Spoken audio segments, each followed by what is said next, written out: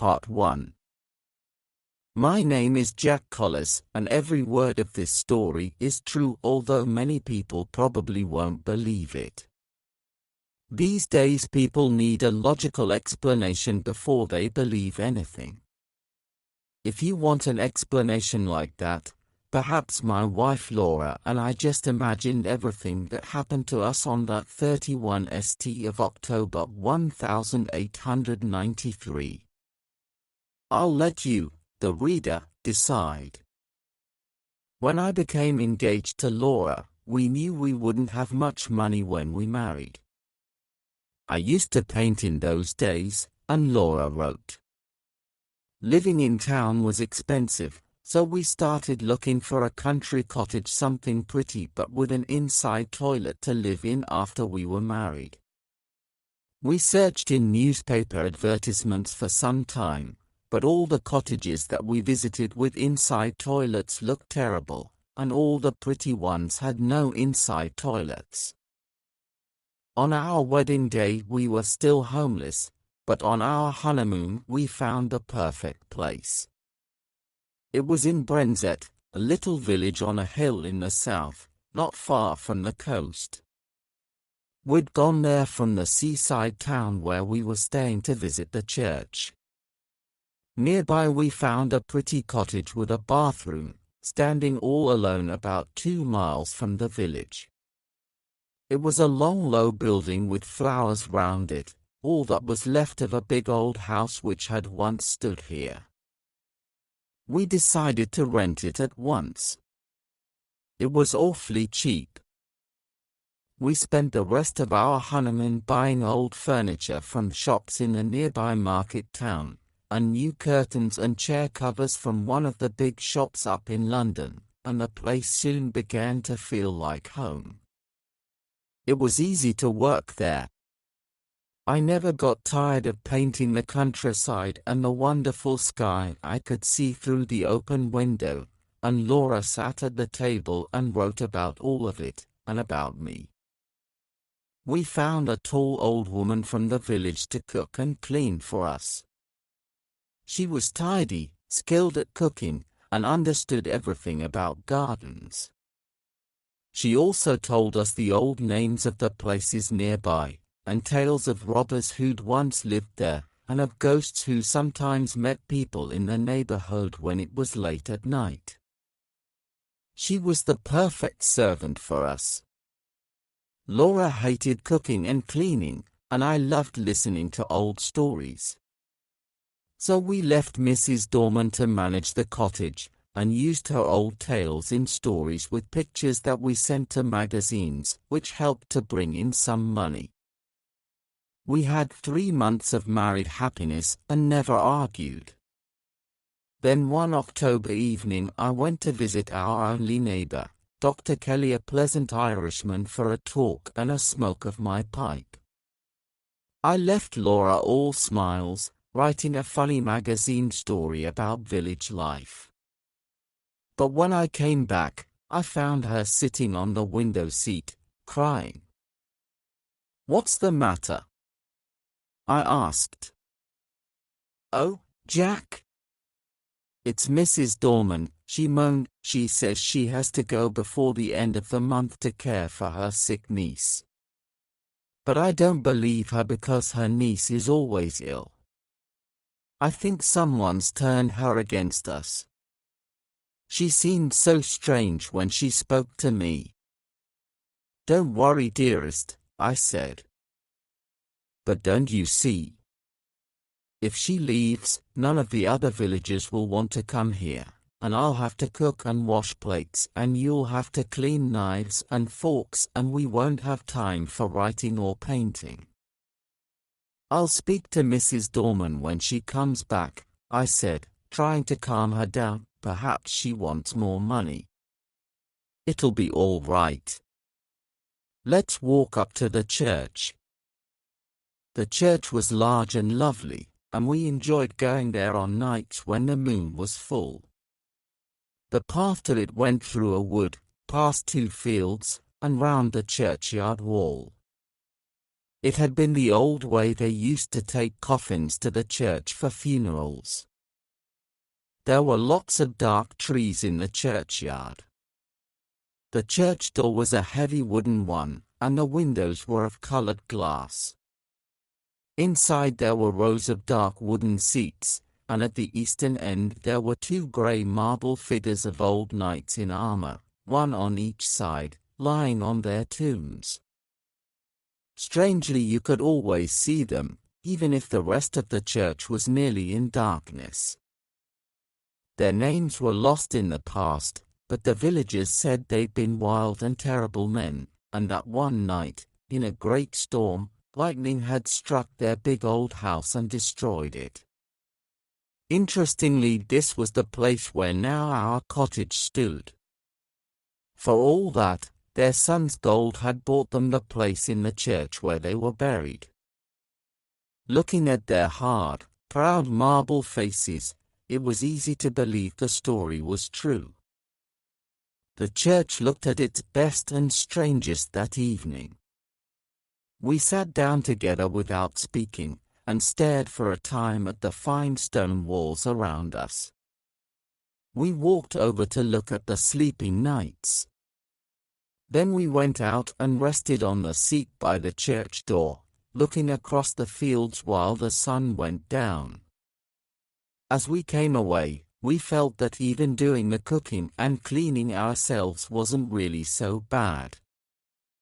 When we arrived home, Mrs. Dorman had come back from the village. I asked her to come into my painting room for a short talk. "Mrs. Dorman," I said, when we were alone, "aren't you happy here with us?" "Oh, no, sir. You and your dear lady have always been most kind to me." "Aren't we paying you enough?" "No, sir. I get quite enough." "Then why don't you want to stay with us?" "My niece is ill," she said uneasily. "I must leave before the end of the month." "But your niece has been ill since we arrived. Can't you stay for another week?" "No, sir. I must go by Thursday. But perhaps I can come back to you next week." I was now sure all she wanted was a short holiday. "But why must you leave this week?" I asked. She looked nervous and went on slowly. "They say, sir, that this was a big house in the old days, and that many strange, dark things happened here. The owners, when young men, loved nothing better than attacking, robbing, and killing both men and women on land and sea. They were dangerous men, sir, and no one stood up against them. So, year by year, they went from bad to worse. In the end, their terrible crimes against nature, and all the deaths of the poor little children from the villages nearby, brought the lightning down from the sky to destroy them." I was pleased that Laura wasn't in the room with us. She was always nervous, and I felt that these old stories would perhaps make our house less dear to her. "Tell me more, Mrs. Dorman," I said, "please. I'm not like lots of young people these days who laugh at strange things like that." This was true in a way. I loved her stories, although I didn't really believe them. "Well, sir," she began in a low voice, "perhaps you've seen the two figures in the church." "You mean the knights?" I said cheerfully. "I mean those two bodies man-size in marble. They say that at Halloween those two bodies sit up and get off their tombs, and that as the church clock strikes 11 they walk in their marble out of the church door, over the graves, and along the path." "And where do they go?" I asked interestedly. "They come back here to their house, sir, and if anyone meets them." "Well, what happens?" I asked. But I couldn't get another word from her, although she warned me lock the house early on Halloween, sir, and make the sign of the cross over the door and windows. But who was here at Halloween last year? No one, sir. The lady who owned the house only stayed in the summer and always went to London a full month before the night. I'm sorry to bring trouble to you and your lady, but my niece is ill and I must go on Thursday. She decided she would go, and that nothing we could say would stop her. I didn't tell Laura the tale of the figures that walked in their marble. I didn't want to upset her. This was, I felt, different from Mrs. Dorman's other stories, and I didn't want to talk about it until the day was past. I was painting a picture of Laura in front of the window all that week, and while I worked on it, I couldn't stop thinking about the tale of the 2 nights. On Thursday Mrs. Dorman left, saying to Laura as she went, "Don't go out too much, madam, and if there's anything I can do for you next week, I'll be happy to help." From that I understood she wished to come back after Halloween, though to the end she continued with the story of her sick niece. Thursday went well. Laura cooked a lovely dinner, and I washed the knives, forks and plates not too badly afterwards. Soon Friday came, and it's what happened then that this story is really about. Part 2. Everything that happened on that day is burned into my memory, and I'll tell the story as clearly as I can. I got up early, I remember, and had just managed to light the kitchen fire when my lovely wife came running downstairs as bright as that clear October morning. We enjoyed making breakfast together, and washing the plates and knives afterwards. We cleaned and tidied all morning, and then had cold meat and coffee for lunch. Laura seemed, if possible, even sweeter than usual, and the walk that we took together that afternoon was the happiest time of my life. When we'd watched the sun go down and the evening mist thicken in the fields, we came back to the house, silently, hand in hand. "You're sad, dearest," I said as we sat down together in our little sitting room. "Yes, I am," she replied, "or a little uneasy. I don't think I'm very well. I've shivered 2 or 3 times since we came in, and it isn't cold in here, is it? You haven't caught a cold from the mist, have you?" I asked her worriedly.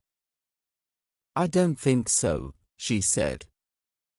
Then she added suddenly, "Jack, do you ever feel something evil's going to happen?" "No," I smiled. "I don't believe in that kind of thing."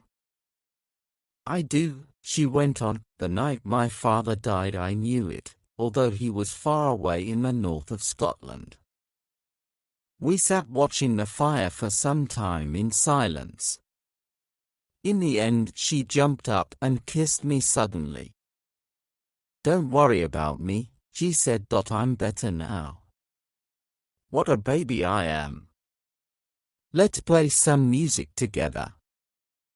So we spent a happy hour or 2 at the piano. At about 10:30 I felt I needed my pipe. Laura looked so white I felt it would be awful to smoke inside, so I said, "I'll take my pipe outside." "I'll come too." "Not tonight, dearest. Go to bed. You look really tired."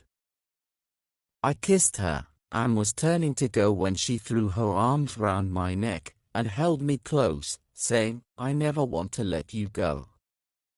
Don't stay out too long." "I won't." I walked slowly out of the front door, leaving it unlocked. What a night it was! The sky was full of dark clouds hurrying by, and a thin mist covered the stars.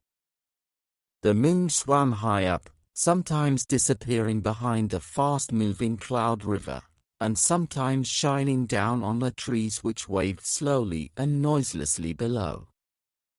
There was a strange grey light that night which shone over all the earth. I walked up and down. Everything was silent. The wind was so high in the sky, even the dead leaves on the path were still and quiet. Across the fields I could see the church tower stand in black against the sky. I heard the church bell striking. It was 11 o'clock already. I turned to go into the cottage, but the night held me. I couldn't go back into our warm rooms just yet. I decided to walk over to the church. I felt in a strange way I should offer up my thanks there for my faithful, loving wife. I imagined then our long, sweet life together.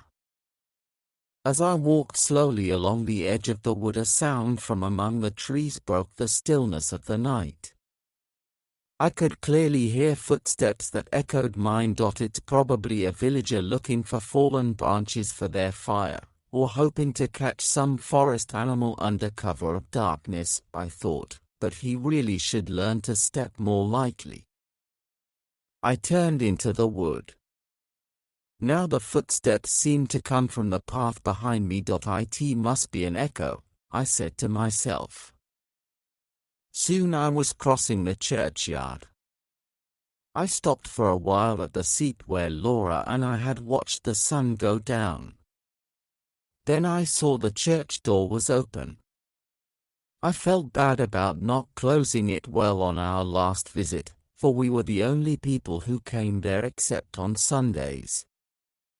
Then, suddenly, I remembered this was the day and the hour when the villagers believed the shapes in man-sized marble began to walk. I knew I had to go into the church. I planned to tell Mrs. Dorman I'd seen the knights there at 11 o'clock on Halloween and that her tale was just a crazy story, nothing more. When I walked inside, everything was in darkness. As I went towards the eastern end of the church, it seemed strangely larger. Then the moon came out and showed me the reason. The man-sized marble bodies were gone. Was I going crazy? I went forward and put my hand out to touch the flat tops of the tombs. Had someone stolen them? A sudden nameless fear filled my heart, and I shivered. Something unbelievably evil was going to happen, I knew. I ran from the church, biting my lip to stop myself from screaming. I hurried across the fields towards the light that shone from our cottage window. Suddenly a black figure jumped out of the blackness in front of me. I ran towards it crazily, shouting, "Get out of my way!" But a hand took my arm and held it strongly. The big Irish doctor shook me repeatedly.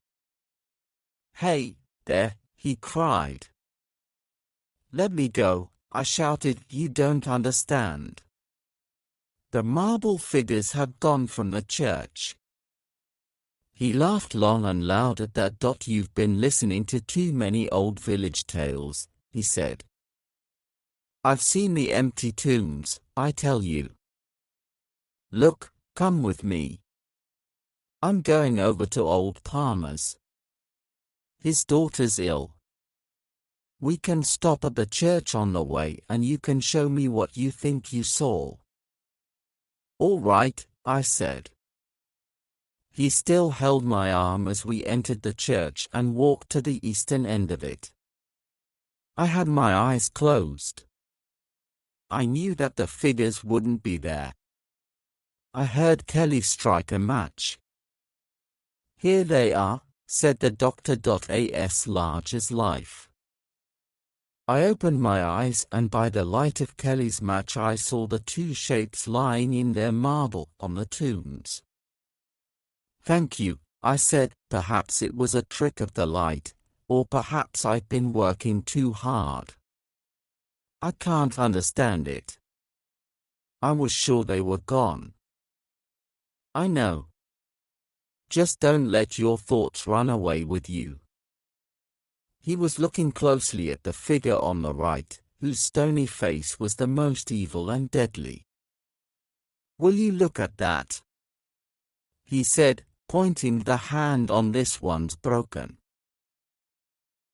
He was right, but I was sure that the last time Laura and I had been there it had been perfect. Perhaps someone was trying to steal them, he said calmly. That still doesn't explain what I thought I saw. Too much painting and too much of your old pipe explains that, he laughed. Let's go, I said, feeling a little better. My wife will be worried. Come and have a glass of whiskey with me. We'll drink to logical explanations, and to hell with ghosts. All right. It's late. I'll go to old Palmer's in the morning, he replied. Perhaps he thought that I needed his help more than Palmer's daughter. So, talking of different explanations for ghosts, we walked back to our cottage. As we came nearer, I saw the light shining out of the front door. The sitting room door was open, too. Had Laura gone out? Come in, I said, and Dr. Kelly followed me into the sitting room. It was brightly lit by candles all over the place. Light, I remembered, was Laura's answer to nervousness. Poor girl, I thought. I'd been so stupid to leave her. But where was she? Then I turned to the open window and saw her. Had she gone there to watch for me? And what had come into the room behind her? To what had she turned with her face full of horror? My poor wife. Had she thought it was my footsteps she'd heard as she turned to meet what? She'd fallen back across a table by the window, and her body lay half on it and half on the window seat. Her head was thrown back, her long untied hair was touching the carpet. Her lips were pulled back from her teeth and her eyes were wide open in fear. They saw nothing now.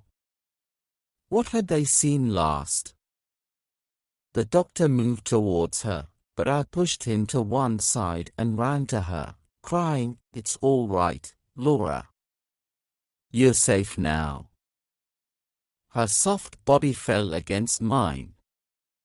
I held her and kissed her, calling her dear name again and again, but I think I knew already that she was dead. Both her hands were closed. In one of them she held something very strongly. When I was quite sure she was dead, and that nothing mattered anymore, I let Dr. Kelly open that hand to see what it held. It was a grey marble finger.